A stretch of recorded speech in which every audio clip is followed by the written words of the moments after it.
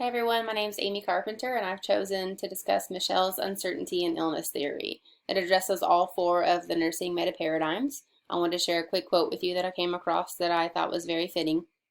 Uncertainty is probably the most certain thing a patient will experience when diagnosed with a potentially life-threatening illness. So it addresses person by focusing on coping strategies. People use active coping or avoidant coping strategies. A patient's cognitive capacity influences how he or she interprets illness-related stimuli in order to form a cognitive structure, and this indirectly affects the level of uncertainty. So a person with a stronger cognitive capacity will have less uncertainty, according to this theory. It addresses environment by focusing on social support and education. So social support could be the neighbor taking the patient to and from their appointments, a family member watching the kids for them when they're not feeling good, cleaning the house, cutting the grass, or just going and sitting with them and providing companionship. Patients with limited support and low levels of education have higher levels of uncertainty.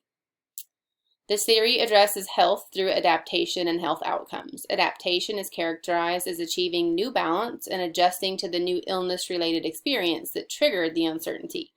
So an example of health outcome would be quality of life. Quality of life is based off of the patient's physical and emotional or mental well-being. The theory addresses nursing by holding nurses accountable for providing the patient with appropriate education and support. The way nurses provide information can influence how the patient interprets the illness-related stimuli, which can then influence the patient's coping strategy. So the nurse needs to realize the importance of assessing a patient's coping strategies. We should be open and honest with our communication regarding the disease progression and what to expect with treatment, such as side effects. Mishel's uncertainty and illness theory fits well within my practice setting because as a hospice nurse, I treat symptoms for patients during many different stages of the illness. While my primary job is to control the physical aspects of a disease with medications and even non-pharmacologic methods, we do a lot of treatment involving social, emotional, and spiritual needs from the illness. So we do this with open and honest communication with the patient and with the family members of the primary caregivers as long as the patient agrees to let us share it with them. Most of the research I came across when reading about this theory was regarding patients with cancer.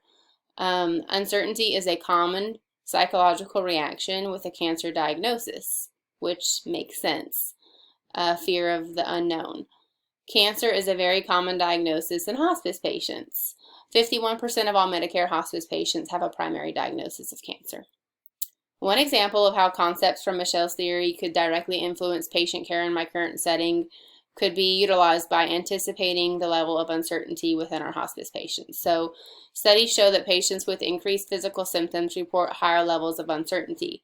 But I also believe, in my personal experience, higher levels of uncertainty can cause patients to have increased physical symptoms.